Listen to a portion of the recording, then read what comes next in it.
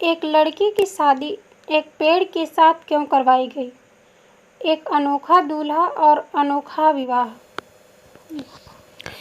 Mummy, मैं कह रहा हूँ ना, मैं सिया से ही शादी करूँगा, अन्यथा मैं ज़िंदगी भर कुंवारा रह जाऊँगा और यह मेरा अंतिम निर्णय है।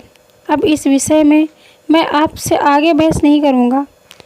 तभी अभिनव की मम्मी रमा जी ने कहा, बेटा तू समझता क्यों नहीं है? हमने तेरे सामने सिया की जन्म कुंडली पंडित जी को दिखाई थी ना, और उन्होंने सिया की कुंडली में मांगलिक दोष बताया है। अब तू बता, सब कुछ पता होते हुए हम तेरी शादी एक मांगलिक लड़की से कैसे कर दें? तू जानता नहीं कि मांगलिक दोष वाले की जीवन साथी की मौत जल्दी हो जाया करती है, इसलिए तुझे मैं समझा रही हूँ। तू भूल जा सिया को।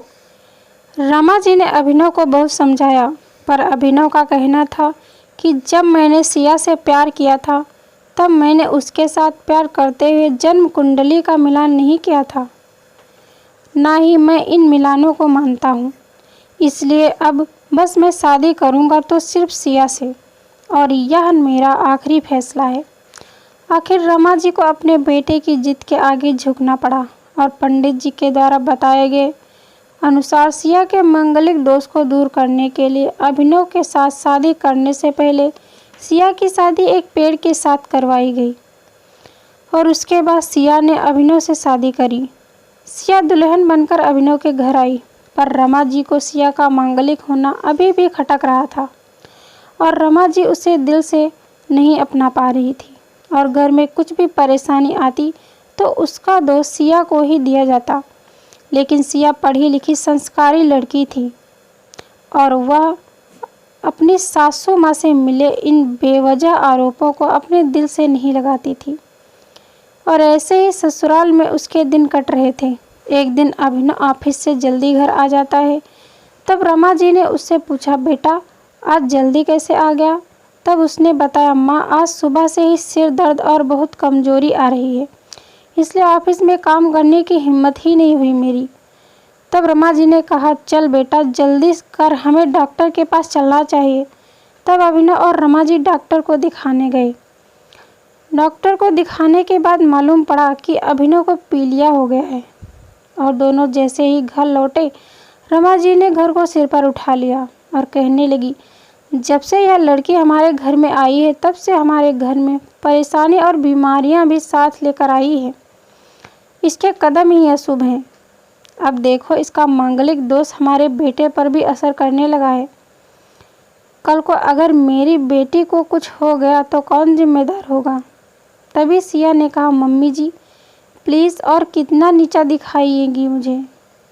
आज तक मैं चुप रही क्योंकि पापा ने यही सिखाया था कि बड़ों के आगे ससुराल में जवाब मत देना, पर आज तो आपने हद ही कर दी। अगर आज मैं नहीं बोली तो ज़िंदगी भर खुद को माफ़ नहीं कर पाऊंगी। मम्मी जी, अगर आप पंडित जी पर भरोसा नहीं करती भी तो उनके कहे अनुसार आपने सारी मांगलिक दोष निवारण की विधि क्यों करवाई? क्यों पहले आपने मेरी पेड़ से शादी करवाई? दोष मेरा मांगलिक होना नहीं है, बल्कि दोष तो मेरा आपकी बहू होना है, क्योंकि घर में जाने अनजाने में कुछ भी परेशानी आती है उसको आप मुझसे जोड़ देती हैं, और जब कोई सास अपनी बहू से सिर्फ नफरत कर रही होती है तब यह बहू दोष बेटे बहू को नहीं पूरे परिवार को परेशानी में डाल देता है, और इस बहू दोष से मुक्ति भी सिर्फ सास ही दिलवा सकती है। बहू को अपनी बहू माने, उसे दिल से अपनाए, उसे भी सम्मान दे और यह महसूस कराए कि वह भी इस परिवार का सदस्य है। नहीं तो बहू दोष मांगलिक दोष से भी ज़्यादा पीड़ादायक हो जाता है। सिया की कही हुई बातें रमा जी के दिल को झकझोर रही थी, और उन्हें मन ही मन पश्चाताप भी हो रहा था। उस समय उन्होंने सिया को कुछ भी नहीं कहा। थोड़े दिन बाद अभिनव बिल्कुल ठीक हो गया और ऑफिस जाने लगा, और 1 महीने बाद अभिनव की सैलरी भी बढ़ गई। तब उसने घर आकर इसका श्रेय सिया को दिया। तो रमा जी बोली, हाँ सही है बेटा, तू तो सारा श्रेय बहू को ही देगा। तेरी माँ का आशीर्वाद भी तो तेरी प्रगति के पीछे रहता है तेरे साथ। तू तो मुझे श्रेय देना भूल ही गया।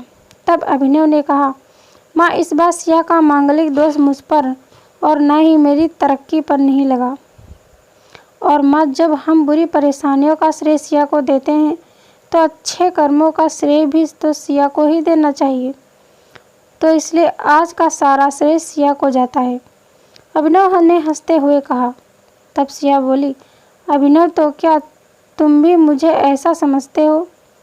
तब अभिनव ने कहा, नहीं सिया, बिल्कुल नहीं, बल्कि मैं तो माँ को यह समझाना चाह रहा हूँ कि सुख दुख हमारे जीवन का हिस्सा है और कभी जीवन में खुशियाँ आती हैं तो कभी गम भी आते हैं।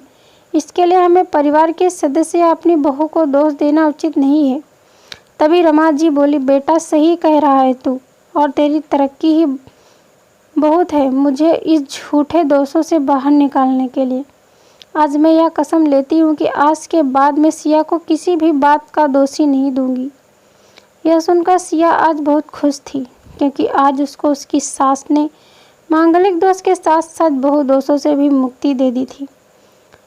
तो दोस्तों, यह थी हमारी आज की कहानी। अगर यह कहानी आपको पसंद आई है तो कृपया इसे लाइक करें और हमारे चैनल को सब्सक्राइब करें। कहानी आपको कैसी लगी, कहानी पर अपनी राय देने के लिए कमेंट करें। धन्यवाद दोस्तों। Thanks for watching this video.